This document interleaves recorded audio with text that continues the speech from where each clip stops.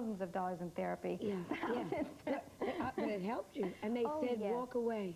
Yes. But you walked away from major, major, major success. Yes, I did. But it was the hardest thing I ever had to do. But the fact that the healthy part of me was willing to say, I'll let go because I want to live a happy, healthy life, is why I'm here today. Yes. I wouldn't be here today. Were your parents understanding of this? My parents, my poor parents, oh, I put them through so much trouble, you know. I think my mother's very proud of me today. She breathes a sigh of relief when she sees how well I'm doing now. Oh, and you did turn your life around. Oh, How totally. long before you worked again? I mean, this is fascinating. I don't mean to dwell on... It's okay. I wanted to talk about it with you today. Oh, I mean, to have a girl... Here's a beautiful, young girl on top of the world, totally successful at 19, and just disintegrating inside yourself. Oh, dying inside, just dying inside. But smart enough to know, I got to get out of this. Right. How many of you would give up success? I don't know if I would. Right. Well, I was frightened. I'd say, well, I'll just sleep a little more. No, I mean, I'm very honest with myself. I don't know. That's very strong. Yes. Well, thank you for saying so. I was very frightened, and of course, you know, when I left, people would send these tapes to me, fans crying, saying, why did you leave? Why did you leave? And then the guilt of having disappointed so many of these people who I truly do love. You know, that's why I'm glad to be back. I feel as though I have come full circle. I'm back at ABC, and I'm ready for it this time. Well, I want to talk. We're going to go to another segment, even though our producer doesn't know. He just went crazy. But let's go to commercial. I want to hear about how you pulled yourself back together. Okay. All right? We'll be right back. You don't know what it's going to do with them in the control room.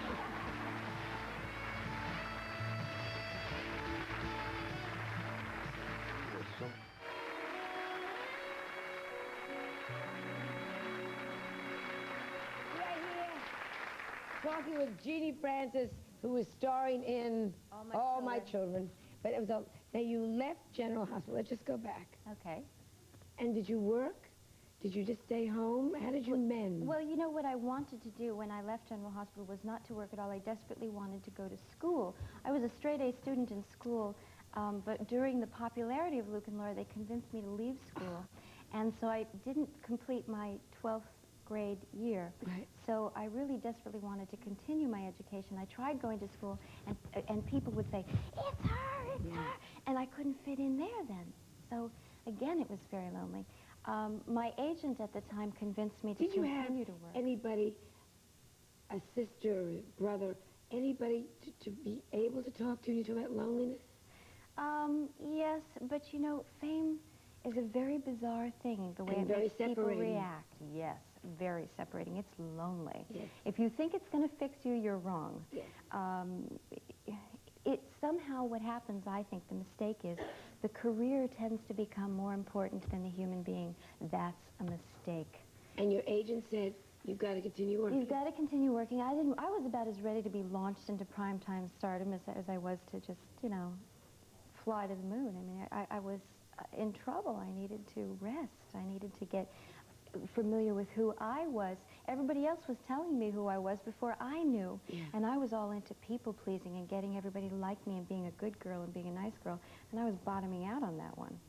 How long before you started turning the corner?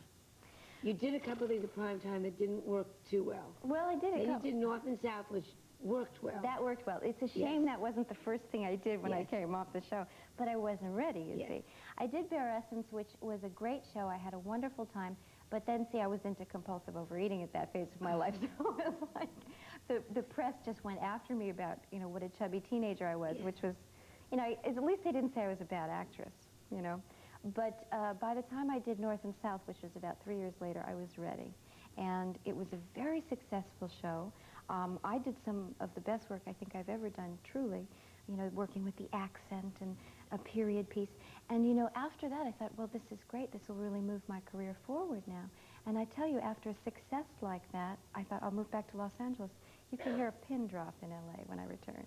Nothing. Nobody cares. Nothing. Isn't it the most amazing business? Yes. You're walking down the street and people say congratulations, and you don't have a job. Yeah. And they don't know. Or you walk down the street and they say, are you still acting? Oh. I love that one. Whatever happened to Tony, speaking of still acting, to Tony Geary? Geary. Geary, yes. Is he still acting? He certainly is. He's doing quite a bit of work over at LATC in Los Angeles, which is a very, very respected theater. I saw him do a play reading there. He was wonderful. He's an extraordinarily talented man. What made you decide to go back into soaps?